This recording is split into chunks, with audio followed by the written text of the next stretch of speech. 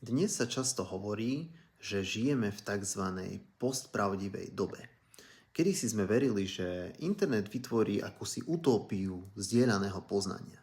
Mysleli sme si, že keď budeme mať všetci prístup ku neobmedzenému počtu informácií, no tak spoločnosť bude múdrejšia, racionálnejšia a hlavne lepšie informovaná.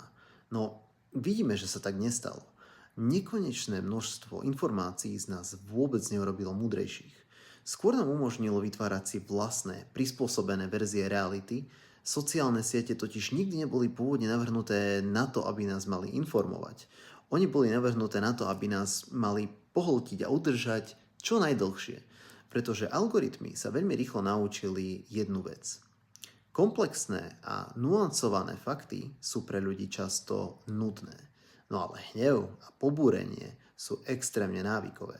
Preto dnes čím toxickejší a provokatívnejší obsah, tým viac hnevu, tým viac reakcií, no a viac reakcií znamená väčší dosah.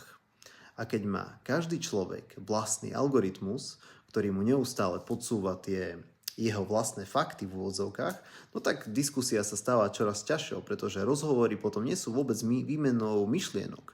Sú to dve ozvenové komory, ktoré na seba kričia, ale navzájom sa nepočujú. A v postpravdivej dobe sa totiž náš svetonázor stáva produktom. Príbehy a naratívy sú balené a predávané presne tak, aby potvrdzovali to, čomu už tak chceme veriť. No a čo sa deje, keď sa objaví nejaký fakt, ktorý začne ohrozovať tento výhodný príbeh? Veľmi rýchlo sa dokáže ignorovať. Možno jedinou skutočnou obranou je epistemická komora, tiché uvedomenie si toho, aké ľahké je manipulovať našou vlastnou mysľou. Preto by sme mali možno vedome vyhľadávať kvalitné informácie, aj také, ktoré nás znepokojujú alebo spochybňujú to, čomu veríme. A možno si položiť jednu otázku.